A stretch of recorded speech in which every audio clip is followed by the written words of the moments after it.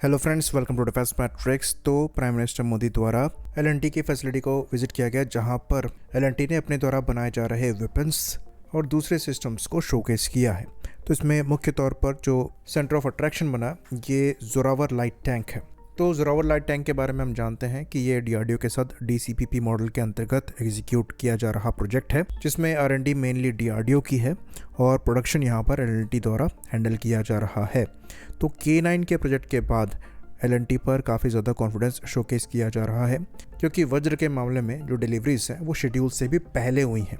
तो जो production capability है इसमें एलएनटी ने शोकेस किया है कि वो एक्सेल कर रहे हैं और इसीलिए उन पर कॉन्फिडेंस आया है और डीसीपीपी के अंतर्गत उनको ये प्रोजेक्ट दिया गया है।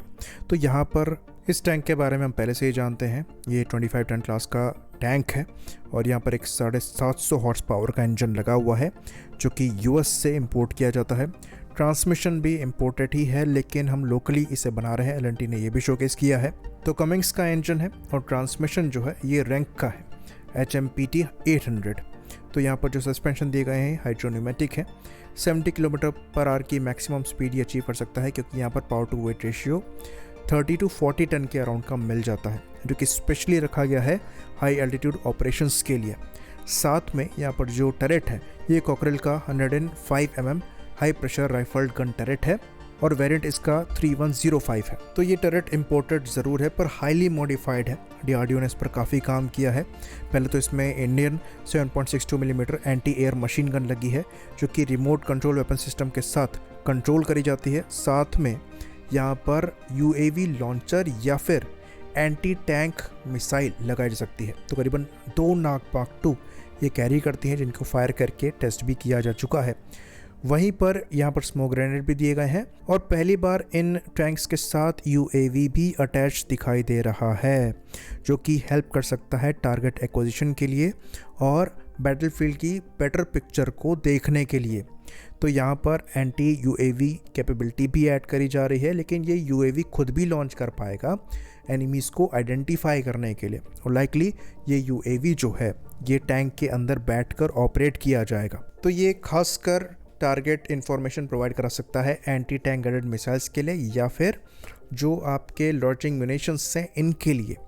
तो मॉडर्न कॉम्बैट को देखते हुए ये बहुत इंपॉर्टेंट चीज़ें हैं और कैपेबिलिटीज़ हैं जो कि ऐड करी गई हैं। तो जोरावर एक वर्ल्ड क्लास टैंक है। जितने भी ट्रायल्स इसके हुए हैं अभी तक इसने उसमें एक्सेल ही किया है और बहुत जल्द ही ये कुछ नंबर में सर्विस में इंडक्ट हो सकता है। तो इनिशियल जो नंबर हैं ये एक रेजिमेंट के हैं, करीबन 59 के अराउंड, लेकिन फ्यूचर में 300 के ऊपर इनके ऑर्डर्स हो सकते हैं।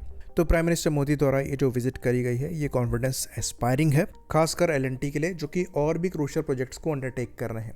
इवन इनके द्वारा सबमरीन्स तक बनाई जानी है, जो हम लोकल डीजल इलेक्ट्रिक सबमरीन बनाने वाले हैं प्रोजेक्ट 76 के अंतर्गत, ये एलएनटी द्वारा ही बनाई जानी है। साथ में यहाँ पर एक इंफोग्राफिक भी शोकेस किया गया है, जो कि दिखाता है कि जो दूसरे डोमेस्टिक हमारे मिसाइल प्रोग्राम्स हैं उसमें भी एलएनटी पूरी तरीके से शामिल है। जैसे कि आकाश एनजी मिसाइल से इनके लॉन्चर्स को एलएनटी द्वारा बनाया जाता है, प्रलय के लॉन्चर्स एलएनटी बनाती है, उसके बाद निर्भय के लॉन्चर हो गए, फिर फ्यूचर में जो LR-LACM आ रही है उसके लॉन्चर हो गए, फिर पिनाका के जो लॉन्ग रेंज लॉन्चर्स हैं, MR-SAM है और एयरफोर्स के MR-SAM वेरिएंट्स हैं, दोनों लॉन्चर्स जो हैं ये एलएनटी द्वारा बनाए जाते हैं।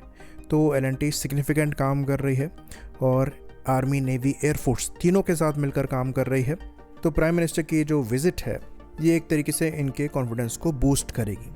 तो इतना काम करने के बाद अब ज़रूरत है कि एलएनटी खुद के R&D पर भी काम करे, क्योंकि डीसीपीपी के अंतर्गत ये डीआरडीओ के साथ कई प्रोजेक्ट्स में इन्वॉल्व हैं, तो इनको अच्छा खासा एक्सपीरियंस अब मिल चुका है।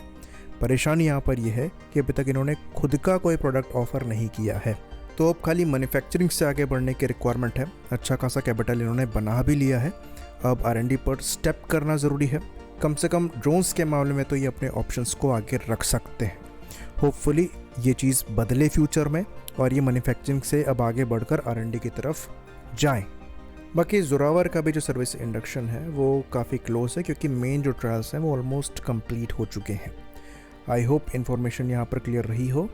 इसी बात पर इस वीडियो को हम ख़त्म करेंगे। लाइक करिए, सब्सक्राइब करिए। जय हिंद।